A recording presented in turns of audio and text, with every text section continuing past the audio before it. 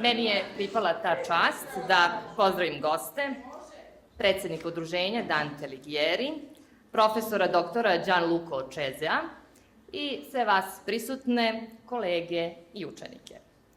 Predavanje je na temu car Konstantin Veliki i Prvi Sabor u Nikeji, a povod je 1700. godišnjica održavanja ovog značajnog sabora. It's a great honor to introduce to you Professor Dr. Gianluca Ocesea, the Professor of Ancient Rome History at the University of Wrocław, Poland, and the President of Dante Alighieri Association in that city. The lecture is on Tsar Constantine the Great and the First Council of Nicaea, and the occasion is the 17th anniversary of that significant council. Profesor dr. Gianluca Ocesea je antropolog, romanista, akademik i istraživač. Radi na Univerzitetu u Wrocławu u Poljskoj od 2008. godine kao predavač italijanskog jezika, kulture, književnosti i antropologije kulturnog nasleđa na Institutu za klasične, mediteranske i orijentalne studije. Takođe je predsjednik udruženja Dante Alighieri u Wrocławu od 2013. godine, kao i naučni saradnik UNESCO katedre za antropologiju zdravlja Univerziteta u Đenovi. Njegov rad obuhvata učešće i vođenje brojnih evropskih projekata. Istraživačka interesovanja profesora doktora Gianluca Ocesea su zaista široka. Za sve nedoumice oko prevoda, tu je sa nama i naša draga koleginica Maja Pulejić. A za vas, đake, ovo je sjajna prilika da sva ona znanja koja ste stekli na časovima istorije povežete sa savremenim naučnim pristupom, tako da budite slobodni da nakon predavanja postavite pitanja za sve ono što vas interesuje, a vezano je za ovu temu. Uvaženi profesore, izvolite. Dobar dan, hvala. Sorry for my Serbian, but I used to speak Polish, so I can understand a bit. And if you have questions during my presentation, feel free to raise your hand, and I'll give you voice. First of all, I want to thank your director for inviting me here, Gaetano Palillo of the Dante Alighieri of Vranje, who invited me to Serbia and to the Niš and Byzantium conference, who took part between the 3rd and the 5th of June. And I can ask also I can thank also the Erasmus Foundation, who supported my travel here. So if you are willing also to travel to Poland, where I live, or to Italy, where I also cooperate, you can in the future take part to this project. The life of Constantine is considered to have two phases.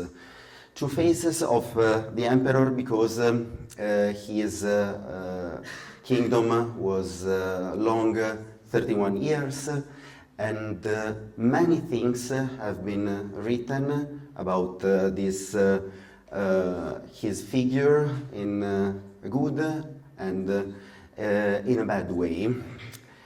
Let's start from the good interpretation, whose most important writer was Eusebius from Caesarea, so the bishop of Caesarea in modern Palestine. And the second author was Lactantius, which was the teacher of Constantine's children living in Trier in Germany. But the documents that we have are probably written by someone else named after Lactantius. the historical context of the 3rd century is a period of disorder, because the Roman Empire was very big. The Roman Empire started from Portugal to North Africa, all the road to modern Iraq, with different languages, different populations, different cultures, different traditions. The biggest problem was not coming from outside, was not so-called barbaric invasions. The main problem was an inner problem. In the 100 of years before Constantine, we had 33 emperors. Of 30 of those died of violent death from their rivals. And it was not an interesting profession to become emperor at that time. Therefore, Diocletianus made a reform and divided the empire in a tetrarchy. It means the kingdom of the four.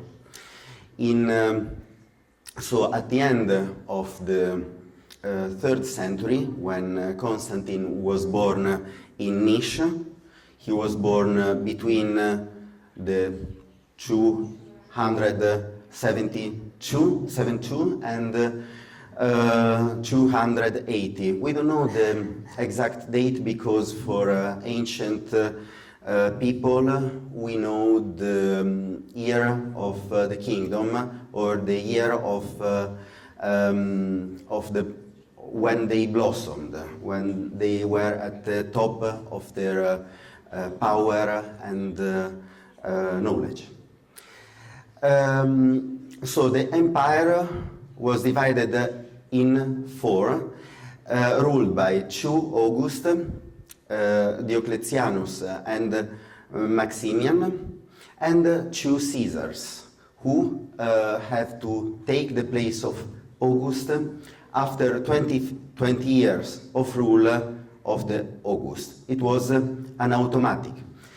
This was because there was a structured organization of the kingdom, but was not any law to define how an emperor have to be voted, elected.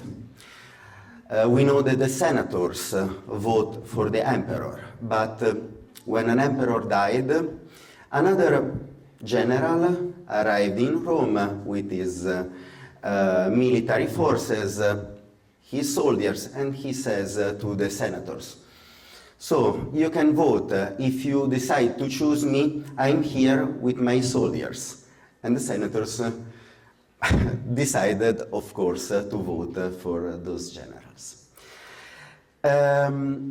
In the last 50 years, 24 emperors, and only 2 died of natural causes. So the young Constantine was the son of Constantius, and he was born here in Nice, but he lived in Britannia, in the modern Great Britain. He had lived at the court of Diocletianus, and when his father Constantius died, he shouldn't have become emperor. Because the rule was that an August couldn't choose his family. So to choose the best, not the closest person to become emperor. Therefore, the idea was nice, but in practice, what do you think if generals at the top of their powers were acclaimed by their soldiers? They were fighters, they were soldiers, and the reform of Diocletianus was from the beginning not working. Constantine was acclaimed by his soldiers in York, in modern England, in 306. And he was accepted by the other emperors, and he ruled the western part of the empire. His movements were from west to east. All his career was towards east.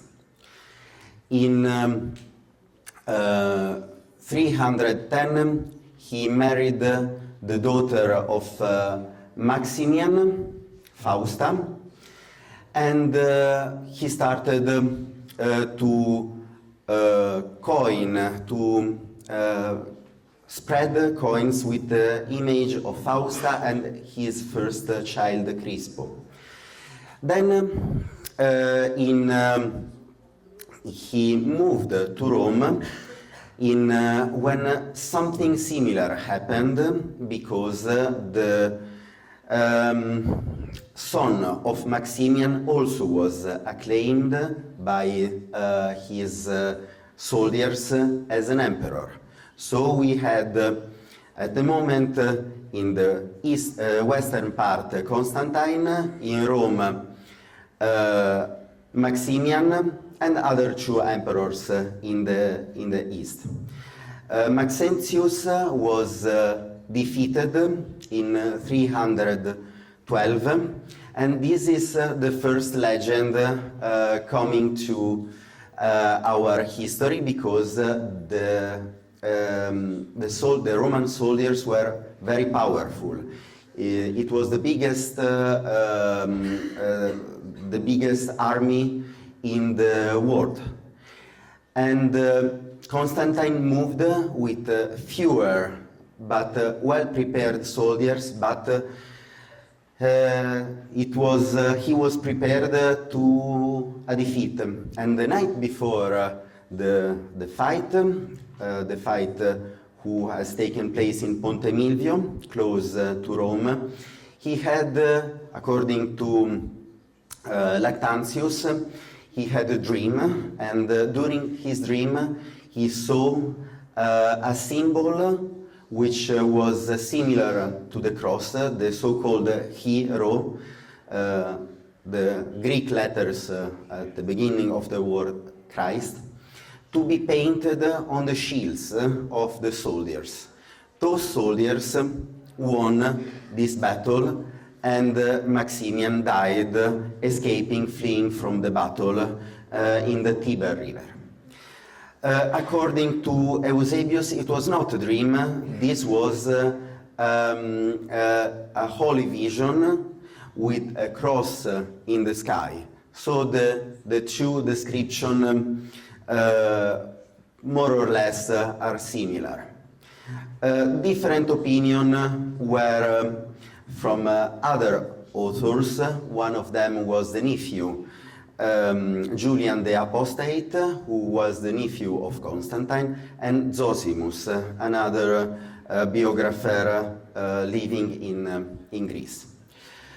After Ponte Milvius, Constantine was accepted as emperor, and he made peace with the emperor of the eastern part, Licinius, and in Milan they meet to celebrate the marriage of the sister of Constantine with Emperor Licinius. And in 313 they met in Milan, and they decided to write a law against the persecution of Christians. Christians were persecuted the whole century before the kingdom of Constantine. it was not an easy period also for religion, because paganism was a religion that accepted everything, but everything started to become chaotic. So they accepted also the Christians, and the Christians started to move and to Christianize the rest of the world, but there was also fight. So this was the first. This is too much. Hello. Okay, better. This edict, we have only the Eastern copy that traveled to the Western world, the one written by Licinius. Nevertheless, Konstantin was still trying to unify once again the empire, and he moved towards east, and he conquered part by part also the Eastern Roman Empire. In 324, he defeated Licinius, but from the request of his sister, Licinius' wife, Constantia, he was spared. His life was spared for 1 year. So in 325, also Licinius died. The empire was then unified, and Constantine called the Council of Nicaea. The Council of Nicaea, which today we celebrate the 1700 years, was not the first council of the church. Constantine, when he was ruling the western part, called the first council in Arles in 314. And since Arles, we see that Constantine tried to unify also the church, because we had at least 20 different visions of the church. It's not so different as we live nowadays. We have different Christian groups, but Constantine understood that the life of the empire works where there is a common identity, and he started to try to unify the cult as well as the region. So when he became the emperor, he organized, he called the Council of Nicaea in his function of Pontifex Maximus. Pontifex Maximus means that the emperor was also the priest, the one who ruled over religion. And the Council of Nicaea was had two main topics. The biggest division in the church were the vision of Arius and the vision of Alexandrius, two bishops.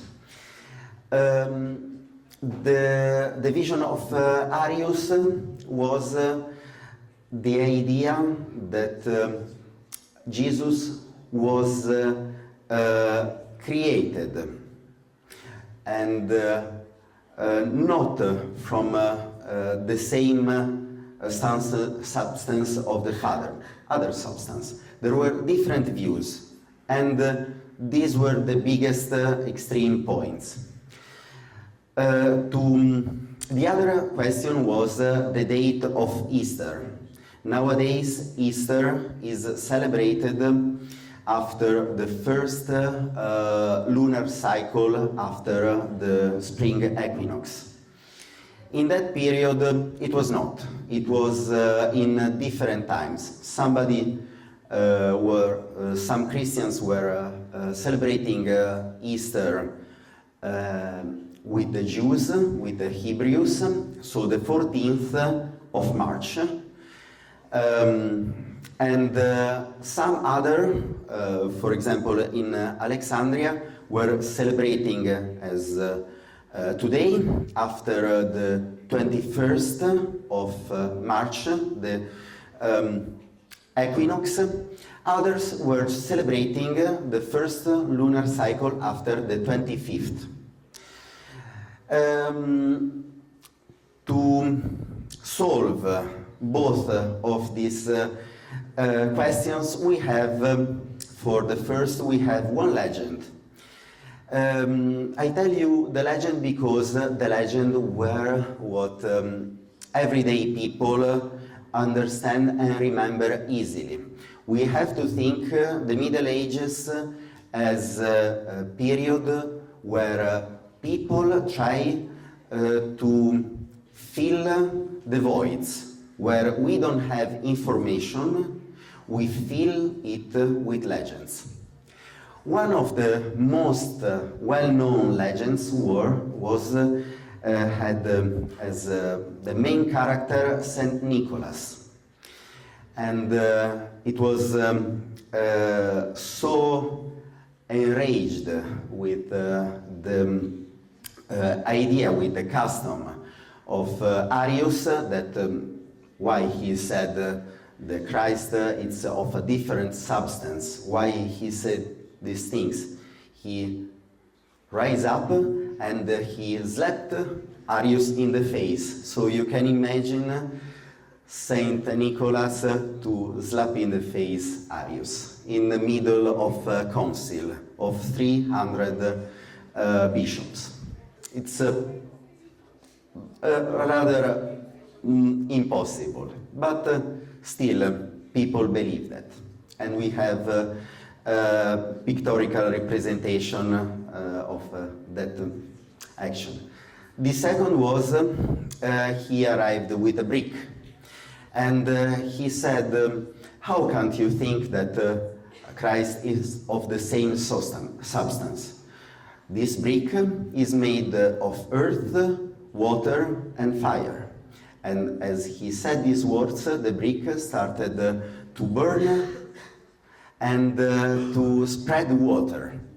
And his hands were filled with earth. So the three elements were manifesting themselves to show the miracle that in the same substance we can have different elements.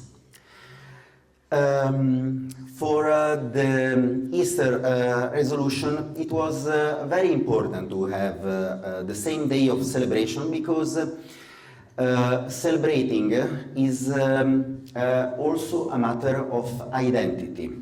And when people celebrate together, they don't fight, they consider themselves the same part of the group. And this, for the anthropological point of view, is true, but the anthropological point of view looks for different way to accept differences. So we had the decision of celebrating Easter the 21st because the calendar shift, the Julian reform was not perfect. And as you know, the Council of Nicaea is the one who gave the current Orthodox dating system to celebrate the Easter until now. It is still the same system decided 17 centuries ago. The first official spread of this dating system arrived in the 6th century by Eusebius the Lesser. Then in the Western world we had another reform in the 16th century, because the year is not exactly the solar year is not exactly 355 or 365 or 66 days. We have a small shift of 11 minutes every year, and this is why we don't celebrate the intercalary day, so the 29th of February, in the years that are century. So we didn't have the 29th of February in the 1900. But in 2000, yes, because we can divide for 400. And this works to replace this 11 minutes shift from year to year. The other important matter why Easter is so important, the calendar is so important because in traditional population you should think that a Roman Empire lived mostly through agriculture and to follow the agriculture system and the life cycle of animals. Who rules the times rules also to the everyday life. Then we go back to our empire of Constantine. Something happened after the Council of Nicaea, and in the next year we find that we had a lot of coins with the face of his son Crispus and his wife Fausta. In 2026 they disappeared. We don't know what happened with them. They disappeared. They were not anymore written or informed. We don't know anything. They died probably. Zosimus said that probably it was due to a relation between the second wife of Constantine, Fausta, and Crispus, his son of the first marriage, and they disappeared. His empire has gone further until 337, and then after 31 years of rule, Emperor Constantine also died.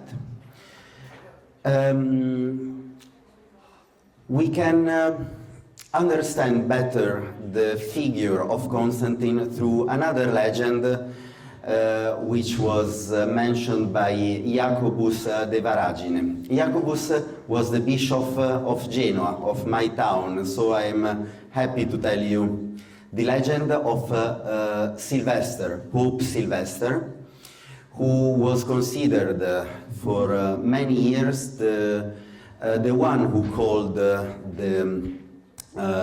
Council of Nicaea, but he was not there probably. According to this legend, Emperor Constantine suffered from leper. He had leprosy, and he asked to his council, to his doctors, what he has to do. And they said the only way to cure leper is to kill children, young children, and to wash yourself with the blood of these dead children. Emperor Constantine said, well, let me ask to somebody, some other doctor, just to be sure this is the only way. And the life of those children were spared, and he heard about the miracles of Saint Sylvester, and he, living close to Byzantium, which was founded by Constantin, Constantinople, nowadays Istanbul. He was living there, and he said, you just need to take the baptism to be healed, to convert yourself to Christianity. And as he washed, because baptize in baptisio in Greek means to enter in the water. So he entered in the water, and when he went out, all his plagues disappeared, and he was healed. Another legend, very important, is the mother, Helen, the mother of Constantine, which we found depicted also in coins all over the empire. The coins, I repeat that because it's the reclam of Roman time. Is the way the emperor shows the values and the people who ruled to the population. So the coins showed his mother Helen. Helen, according to Jacopo da Varazze, was inspired to find the Holy Cross of Christ.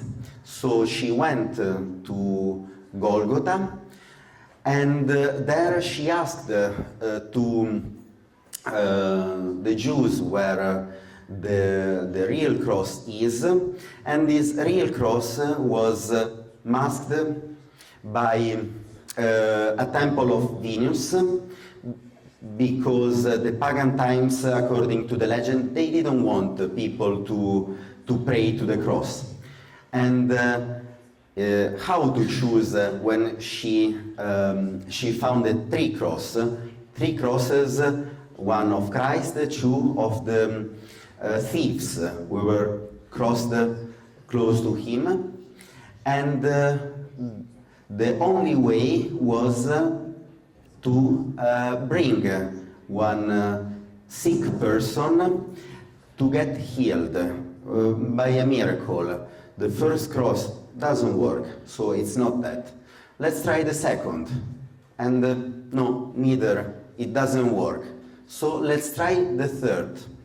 There was a woman who couldn't open her eyes. It was in a sort of a coma. And with the third cross, she opened her eyes, she woke up, and this was the miracle of Helen, who is celebrated together with Constantine the 3rd of June. So this is more or less the main aspects of the life of Constantine. So I leave you to decide if he was a saint, if he was a cruel emperor, or if he was just a man who, in that period, had the opportunity to unify the whole Roman Empire. Thank you. You mean what is atypical in studies? By this question, if there are different ways to study some topic. Yes? Yes. First of all, everyone thinks that his method is the best. So if you ask to an art historian, he says, well, just ask to me. If you ask to a historian, he says the historical method is the best because you have to take into consideration many aspects. You ask to a philologist, and he says, well, but you need to find sources, otherwise the sources are the best. The archaeologist said, well, archaeology is the best. So I tell you, I am an anthropologist, and anthropology is the best. Because we take into consideration all those aspects together, and they help us to build the puzzle. But the history is a construction. So we try to find the truth, what was possible, the real events that happened, and we construct the present now. So the history is worth to build the present. Yes, unfortunately, we don't have the written, the verbals, the relation of the council. But we can have information through different in other sources which are published later. So we are sure that Konstantin was present and that he was the organizer of the council. We know which were the main differences between the churches of the whole empire, and we know that there were discussions before and later on. So the decision of the council didn't take place immediately. In Roman, we have, for example, a calendar called the chronographer of Philocolus, the first Christian calendar that we know, and we don't have any information about the date of Easter. We know that they celebrated Easter every Sunday because Christ, of the resurrection of Christ. We know that in Rome, people still considered the 25th of March as the equinox. It's a convention. Nowadays, it's also a convention. We don't celebrate the equinox the 21st. It could be the 19th or the 22nd. And we had other system to calculate the time. But we know that in the 6th century, the Reformation was completed. And we have calendars, written source, and epigraphs in the house of rich people, where the date of Easter was written. The second information that they discussed, the question of Arianism, is in the modern creed. We still pray the creed in the church during the Mass. So I believe in only one God, generated, not created, by the same substance of the Father. This was the Nicene Creed, and it's since then called Nicene Creed, so we know that they decided this reform, and that was repeated in every church of the empire. And we have the sources where it was used and where it was not. I answer to you with a question. Do you think that the conclave was more religious or political? Yes. In the Roman time, religion and politics were together. The emperor was the Pontifex Maximus. His empire was signed by, firstly, by Mars, by the god Mars, and then by the symbol of the sun. So then Constantine converted to Christianity. But the religion is gives to the political system a way to organize also the structure of the state. And here we have different points of view. We have Carl Schmitt, a German author, who said that modern political theory is inspired by religious theory. And we have Immanuel Kant that said, without the religion is a necessity, the necessity of people. Without it, people get lost. We have so a union of religion and political system. There are also versions which are more critics. The poet Pier Paolo Pasolini said that the religion is the pitiless heart of the state. So religion is everything in together, and religion is made of people. So the council had both these aspects. As far as I know, there are many legends that we receive. For example, the legend about the slap of Saint Nicholas. We had the first evidence in the 8th century, the most recent in the 16th century, and we know that they have success. For the choice of Byzantius, the historians, so Eusebius from Caesarea wrote that he arrived with his troops in this small village between Europe and Asia. And this was the vision of the empire of Constantine since the beginning. So to be between this world and that world. And it was ideal for the commerce and well protected. And a beautiful setting. Yes, yes. So this could be the inspiration, and if there are some legends, I'm happy to share the information with you.